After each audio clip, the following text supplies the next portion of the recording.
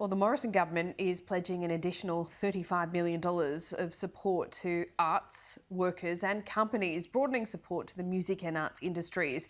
The funding comes during a particularly difficult time for the sector as Australian arts organisations continue to operate during the period of severe disruption, and not many being able to work at all. Joining me live now is the Minister for Communications, Urban Infrastructure and the Arts, Paul Fletcher. Thanks so much for your time. Is this a recognition today that the arts sector have suffered disproportionately?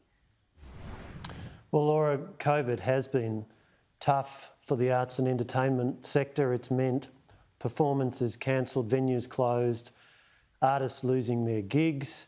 And that's been the case for obviously much of last year. First half of this year, we saw a lot of activity back on stage, opening of Hamilton in Sydney, for example, stage shows around the country, but the most recent lockdowns are creating further challenges. That's why we're committing a further $35 million. That's $20 million going to Support Act, the well-respected music charity. We've already given them to date $20 million, but this tops it up with a further $20 million. And they're going to be using that to provide direct emergency relief to people, not just in the music sector, but the broader arts sector. It's a very effective frontline way of getting assistance to people in the sector who have been hit hard by work not being available. And then also $15 million additional for our sustainability fund. This is a fund designed to support systemically significant arts companies and organisations to get through the pandemic and still be there on the other side.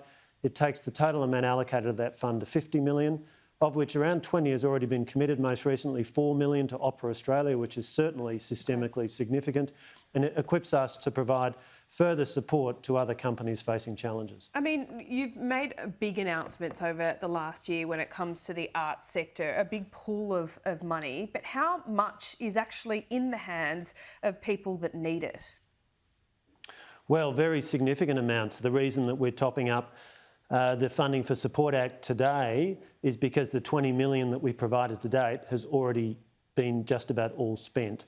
One of the centrepieces of our total, that's now $475 million cumulatively of COVID-specific support for the arts and entertainment sector. One of the centrepieces of that is our RISE fund, Restart Investment to Sustain and Expand. Yep. We initially put on that $475 million though, how much has actually gone into the hands of the people? Well, Laura, if you'd let me finish, I'm just going through the process of explaining that. So let me complete my explanation.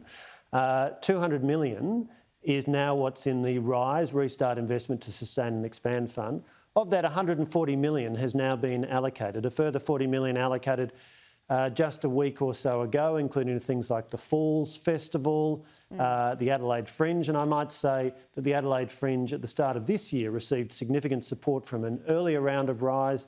That money put to work, lots of people able to go and see shows in the Adelaide Fringe. So of our centrepiece RISE fund, $200 million, already $140 million out the door.